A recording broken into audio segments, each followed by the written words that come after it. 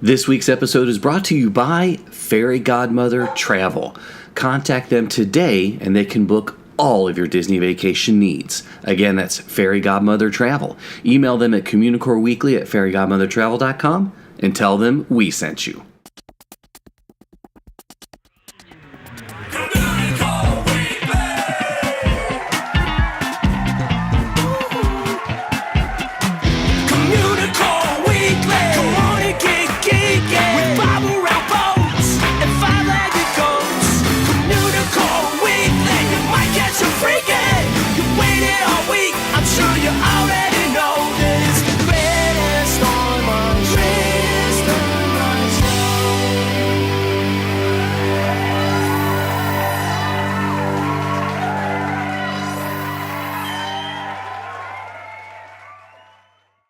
Hello and welcome to Communicore Weekly, the greatest online show and home of the world's first pair of independently born identical twins. I'm George. And I'm Jeff. And you just took a magical trip somewhere. Oh, yes, I did. Yes, I did. Did you forget that you took one? It wasn't. Well, part of it, I guess, theoretically could have been magical because of where it was. That's true. I guess but then part of it. You had other things to explore. Yes. And such. We just always talk in these vague terms when we're about to do a trip report. I know. So. It's like a tease. It is. We want to make sure people continue to listen. Sure. Just in case, maybe? Let's just jump into your trip report. I'm step, jump, and skip. We took a trip, and this is our trip.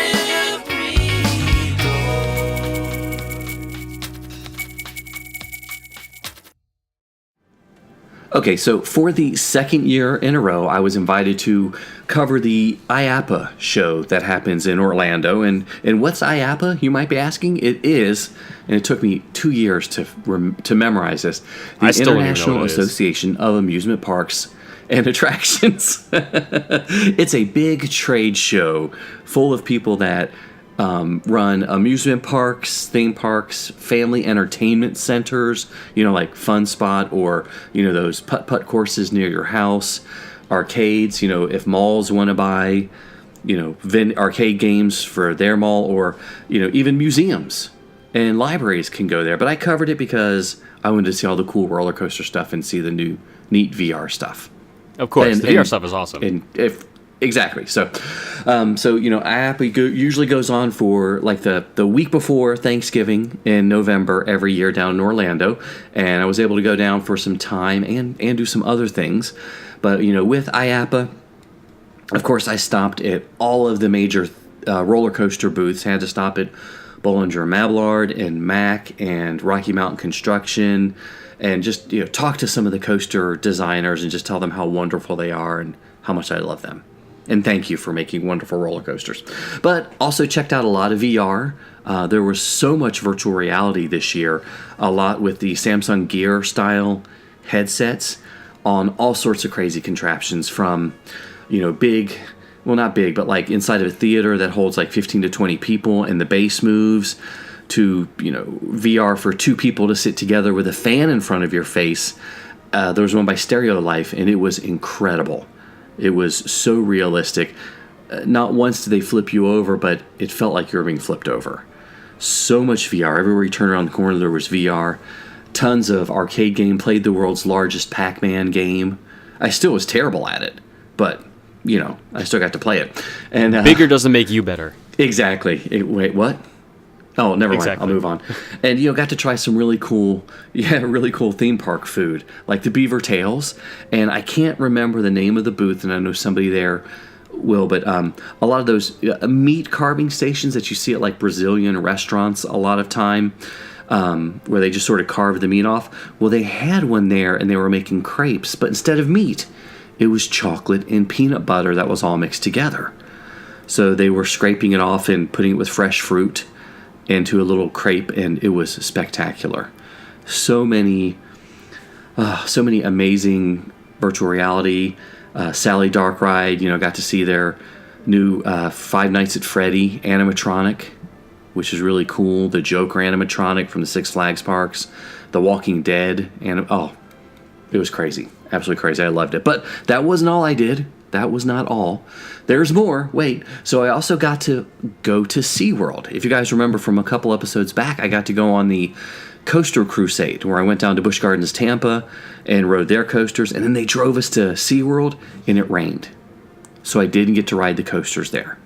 So I got to go back, and I got to ride Kraken, which is an okay coaster. I enjoyed it. And Manta, which is a flying coaster, which was fun. But I also got to ride the brand new Mako. Was it good? Oh, it's beautiful. It's one of the best coasters I've ever ridden. It's now probably my favorite coaster of all time. Oh, wow. So That's high praise. It's pretty spectacular. It's a barely crest 200 feet, so it's the first hypercoaster in Florida. You know, a good hypercoaster doesn't have any loops, but it's lots of curves and banks and ejector airtime. Rode it twice, and it was wonderful. And it's one of the first coasters that has a soundtrack, which is kind of neat.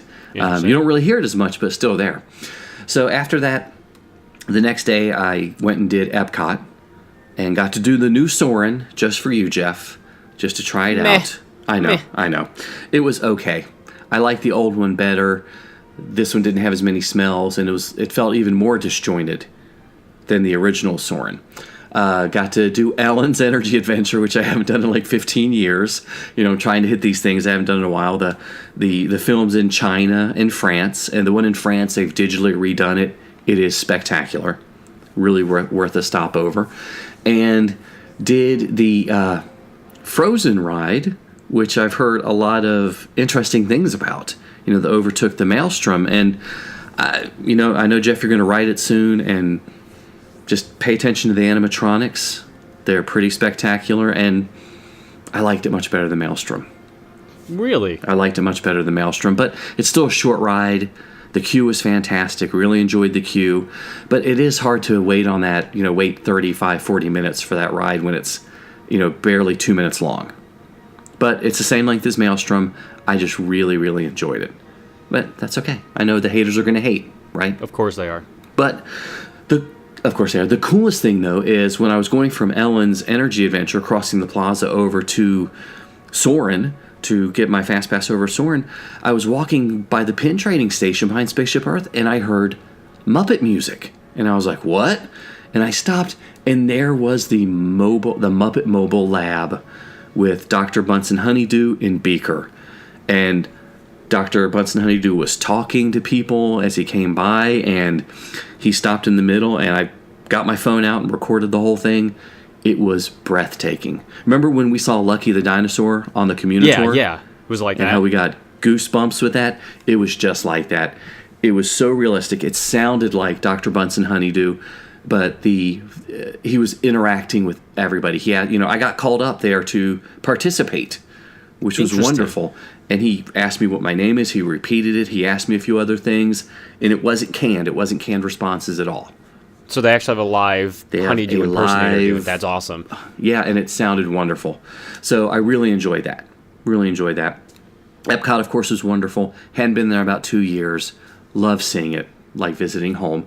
And then I got to do Universal, one of the last days for my annual pass that I bought last year. Of course, the Harry Potter area is amazing. Escape from Gringotts, beautiful ride. Fantastic use of screens. Although, I do wish Universal would stop spraying me with water on every single ride. They just love their water. They love the water. Enjoyed that one. Did both sides. Rode the new Hulk coaster, and I will say it's not my favorite. It was very painful. Did not like it. Even though it is a B&M coaster, it hurt my ears. I kept bashing into the restraints. Didn't like it. So either I need smaller ears or they need to make it less bumpy. Smaller ears makes sense to me. Yeah. So the last day I did go to Busch Gardens Tampa, which is my third visit to this park, and I love the park. The animal encounters are wonderful. Really enjoy it. But the exciting news for me with Busch Gardens Tampa is I rode their new coaster, Cobra's Curse, which was down during the Coaster Crusade, and that was my 100th coaster credit. So yay! 100 different coasters that I've ridden. Well, I know I'm still a baby. I know people that have ridden 300 or 400 different coasters, but I'm working on it. But it's a lot of fun. Love the animal encounters. And on my way out, there was this guy walking around the park, and he just sort of started talking to me because I was standing in front of the Gwazi, the old roller coaster, filming something for the vlog. And he was like, hey, you know that used to be a roller coaster? And I said, yeah, it used to be a brewery. And he was like, yeah, I've been coming here for over 40 years. And that's one of the things I miss is the brewery. Yeah, his name was Bill. He's a great guy. We walked out. He comes to Busch Gardens, Tampa almost every day. He used to weigh over 500 pounds and was down to 215 from spending his time walking. But he said he loves theme parks. He's traveled all over the country. Just comes every day and walks. He says he doesn't enjoy the newer coasters, which is fine. Misses the sky ride, loves the animal encounter, but the thing he absolutely positively misses the most was the free beer, which I can understand. Yeah. He said he liked the monorail, did the brewery tour, and had a good time drinking and enjoying the free beer. He said there's nothing like beer that's that fresh. And I was like, that's pretty cool. Can't beat fresh free beer. Yeah, so after, enjoying the day at Busch Gardens Tampa and riding their coasters and hanging out with the penguins and riding the train and getting to spend some time talking to Bill, just had a great time. And went back to my hotel room, slept, and drove back the next day. And it was a whirlwind trip. So if you get the chance to visit IAAPA, please do. You're going to see stuff that is coming out in the future that will be in theme parks in a couple years, and really a lot of cutting-edge technology. A lot of exciting stuff. And then, plus I get to go visit all these other parks too. Very nice. I like it. Now I just got to figure out where I'm going to go next. He's a nerd, he's a geek, but we all like to hear him speak. So listen up to the words from his speech. It's George's Book of the Week. This week's book is The Summer of Cotton Candy by Debbie Vigay. And The Summer of Cotton Candy is a teen novel that is set in a fictional theme park called The Zone, with a capital T and a capital Z. And The Zone is sort of similar to Disneyland and Knott's Berry Farm, and from what I can understand is sort of set closer to the Los Angeles area itself. And it's the first book of a longer series that all center around Candace Thompson, who's a young teen who is sort of finding out who she is and what she wants to do. Now, Debbie is married to Dr. Scott, who is a friend of the show and lead developer of the Swanboat Time technology, and runs Dr. Geek's Lab, the podcast and web series. So I was fortunate enough to be on 2 panels at DragonCon with Scott and Debbie, and she gave me a copy of the book to review. And I'm always happy to take a look at anything that's theme park related. And this isn't the first time that I've reviewed a teen book or a teen romance, sort of. Plenty of those. We'll do what we need to for this show. But yes, this book is geared towards the younger teen girl who loves theme parks and is sort of struggling with entering a much larger world. And of course, the whole time I'm reading it, my wife is making fun of me for reading my romance book. So The Zone is a theme park that started by a sports star and offers multiple areas with different themes and different types of rides.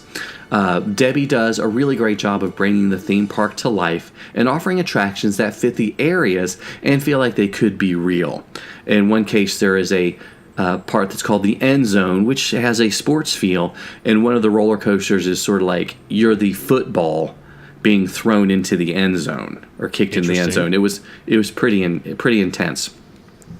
But she does a great job of really talking about the individual attractions and sort of imagineering what her theme park would be. So right off the bat, getting back into the book, we find out that Candace is being forced by her parents to get a summer job. I mean, the nerve, come on.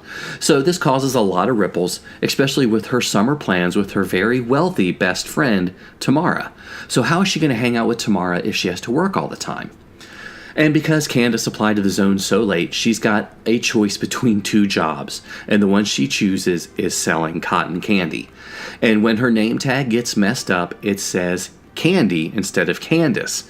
So yes, Candy selling cotton candy, and it does lead to several comical situations in the book. But, as I mentioned earlier, it is a teen romance, and Candy does run into a face character that sort of melts her heart. And she runs into other people that work in the zone that challenge her and her ideas of what friendship is supposed to be. And I was surprised that this one guy in the book never turned into a love interest. I was kind of rooting for him. But, that's okay. Things happen. Debbie, the author, she has a really great style, and all of her characters felt very realistic. As I mentioned, she paints a very cool and interesting theme park with a lot of unique rides. A few of the rides sounded quite terrifying in a good way. And, if I have anything negative to say, it's that there is some religion thrown into the book, but it wasn't overwhelming and it was never preachy. It's just a very quick read, and honestly, it's a perfect beach read. It didn't take me long to get through it.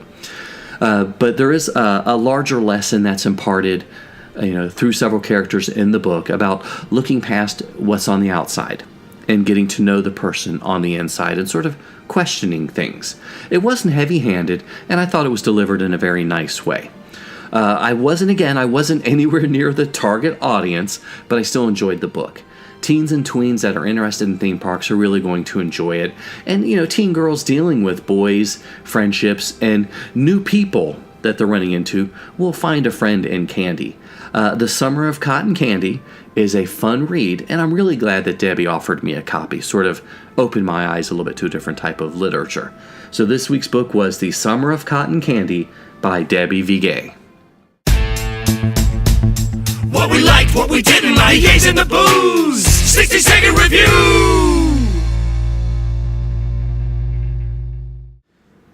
So longtime listeners know how much I love the original Pete's Dragon. So when the remake was announced, needless to say, I was pretty hesitant about the whole thing. And even when it was in theaters, I was resistant to going to see it.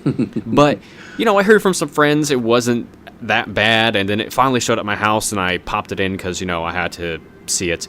And, I can say that as a massive defender of the original film, as flawed as it is, this remake has left me pleasantly surprised, actually. Yeah, I'd planned on seeing it, but sort of decided against it once some of the negative reviews came out. But, like Jeff, when it came in on Blu-ray, I was very interested in watching it. So, for starters, you do need to separate this movie from the original Pete's Dragon that was released in the 70s. It's, I hate to use the term reboot, but it's sort of like a reimagining of the story for a more modern time more than anything else. And I have to admit that I was glad that it wasn't a musical. That was a huge part of the charm of the original film, and I don't think there would be any way that you could do the original justice by having another Pete's Dragon musical. Yeah. So this is the story of young Pete, who is very tragically separated from his parents, surprisingly tragically separated from them. And he comes across the dragon, whom he names Elliot, and the two of them kind of carve out a life together in the woods. And then the movie picks up years later when Pete encounters Natalie, this young girl, by accident, when he wanders too far away from his home and into this logging camp. And it kind of sets off this chain reaction of being removed from his woodsy home, and and his claims of being raised by a dragon just kind of fall on deaf ears. And it sounds kind of simple in those, ridiculous in those simple terms, but it really is this emotionally charged story, like from the very beginning scene. And Natalie, the young girl, and Pete, Natalie is sort of like she's the, I'm going to get confused on this, but I'm not. She's the daughter of a park ranger's boyfriend. Yes. Carl right? Urban. Yeah, that's right. Okay. That's right. Yeah, that's right. So the park ranger has heard stories about dragons all of her life from her father.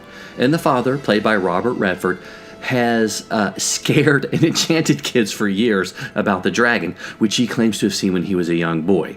And story aside, I think what you're going to hear from us is the real gem of this film, like the original, is Elliot. He is a computer-generated character, and he was amazing. He was very true to life. Yeah, I was impressed at how good the visuals looked on just my TV alone. It was very visually stunning, and it actually totally fooled me a few times. Like, oh wait, that wasn't a practical character, it was CGI. And Elliot is the heart of the story, and the fact that he looks so lifelike helps that a lot. But the entire story captivated me, and it just kept me really enthralled. And they did a wonderful job of reimagining the original film and making this like more heartfelt story around it. Yeah, Elliot was amazing. There's nothing else to say about that. It felt like you were watching a gigantic Labrador puppy, hanging out with his best friend. But to me, it was a little more than heartfelt. Though that's not the right term. It was very sad at times. Oh yeah. There were parts, and I was like, "Oh, I don't like this. I don't want this to happen." No. So I guess it did a good job. It did a good job of pulling my heartstrings. It really did. Both Pete and Elliot really have to learn a lot about themselves, and they have to grow up somewhat. Especially Pete. He's really got to grow up. He's been in the forest for a while. And it didn't. The movie didn't always feel like it was heading towards a happy ending. And, a movie's got to have a happy ending or people are going to get upset. But the story, like Jeff said, it did surprise me. And, I felt like the film just wasn't given a chance. And it really needs a chance. It really does. So, technical-wise, the film looks great on Blu-ray. The greens, which is a pretty predominant color throughout the film, they all look fantastic. Some of the other darker colors were a little muted, but obviously still passable. The sound mix is fantastic, too. But where it lost me a little bit were the extra features. They were pretty... I mean, this is a trend we've been noticing. They're pretty lackluster from disc to disc, and there wasn't really a whole heck of a lot of substance to them, which was unfortunate for this type of film. There was nothing that really caught my attention, and even with the extras, I started thinking more about the film, and the filmmaking was very interesting. Like the Jungle Book, how much of it was CG and how much they'd interact. But it made me think. A few months ago or a few shows ago, reviewed The Lost Years, the Peach Dragon, sort of like the book that takes place sort of after the tragic accident and before Pete is found by Natalie in the forest, and now it's like, so much more of it makes sense. Yes. And I enjoyed the book a lot more. So it might be something that you want to check out as well in between, after watching the movie, to sort of fill in the story a little bit. Yeah. But I think overall the movie was better, much better than I expected, and it's a good addition to the Disney live action canon, and I definitely suggest checking it out. Yeah, definitely. 2 dragon tails up. No, we can't say that, can we? 2 flaps up. Two dragon flaps flap wings up. Or yeah, we can do that. Sometimes you might see it, sometimes you don't. Hey, look, what's that? It's a 5-legged goat. An original opening day attraction at the Magic Kingdom, Snow White's Scary Adventures delighted and pretty much legitimately frightened park guests from 1971 until it closed permanently in May of 2012. So the attraction was removed as part of the new Fantasyland construction in the Magic Kingdom and was replaced by Fairy Tale Hall, which was a meet and greet area where guests can now meet other princesses. And of course, there's a nod to the previous tenant in the vicinity, because inside the meet and greet area, there's a collection of books arranged on a table, which we talked about a few shows ago. But there's one book that's actually open for the guests to see, to have take a quick look, and it's actually Snow White and the Seven Dwarfs, written in German for everybody to read. So it's kind of interesting to see these little nods to their, previous tenants, so to speak. Yeah, a little Auf Deutsche as well. Yes, indeed. Exactly. Yeah, sadly, that's one of the few things in the Magic Kingdom I haven't done yet is the princess meet and greet.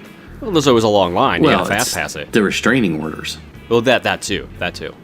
Yeah, one for each princess. So that means we've reached... Well, I really had no good segue for this one whatsoever. That's fine. How do you segue restraining order to prizes? Yeah, to prizes. Hey, we don't want to restrain you from entering... Okay, I'll take it. All right, we'll do that one. So we've reached a part of the show where we talk about the year of a million or so limited time cadets, weekly prize winner, and come on, kids, there's only 3 more episodes after this. 4 that you'll probably be able to enter. 4. Yeah, 4 more episodes. Yeah, I'm not so good at the maths. And again, you can email us at communicoreweekly@gmail.com with your name and address to be one of the last winners of the weekly prize. And this week's prize pack is an amazing prize package from Fairy Godmother Travel and Teresa Corey of Fairy Godmother Travel. And the winner is KJS from Buffalo, New York. Hooray, KJ! We're very excited, KJ. So when the prize comes in, take a photo or 2 and we'll post it and make you social media famous. Sure. And that's part of the prize? Something like that. Something like that, yeah. Okay.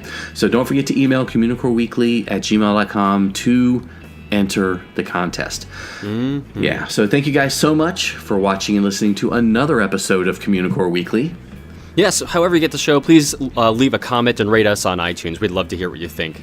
Yeah, and again, email us at communicoreweekly@gmail.com to tell us what your favorite attraction in the world is, or just to say, hey, that's fine. You can also like us on Facebook at facebook.com/Communicore Weekly. And follow us on Twitter, Instagram, and Periscope. I'm at Imaginerding. He's at Jeff Heimbach. You can also give us a call on the Communicore Weekly Goat line at 424-785-4628. And make sure you visit CommunicoreWeekly.com, visit the web store that's on there, and pick up some awesome t-shirts. You can also still get your official cadet membership card by sending a self-addressed stamped envelope to Communicore Weekly, P.O. Box 432, Orange, California, 92856. And you can always visit patreon.com/Communicore Weekly to find out how you too can support the greatest online show. And for Jeff Heimbach, I'm George Taylor. And for George Taylor, I'm Jeff Heimbach. Thanks so much for listening, guys and gals. We'll see you next time on Communicore Weekly, the greatest online show.